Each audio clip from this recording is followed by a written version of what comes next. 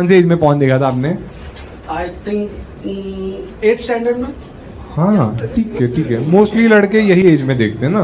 हाँ बट हम लोग के उधर एक थिएटर होता है। क्या? हाँ ये देखो, ये टिकट निकालने उड़ गया ये। अरे ये तो बाद में देख लेंगे भाई, ये देखते हैं पहले। आपका भी थिएटर था? आप किधर रहते हो? मलाड में। हाँ तो मलाड में थिएटर है सत्कार करके, पहले हुआ करता सत्कार? था। सत्कार। और ऐसा सत्कार होता है उधर? अरे फुल सत्कार।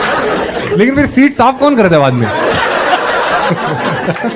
अरे किसी का कैरेमल पॉपकॉर्न, चीज बॉल्स, और उसमें तुम कुछ नहीं खा पाओगे इसके बाद। और उसमें भी वो बीच में आते हैं नली नली नली नली।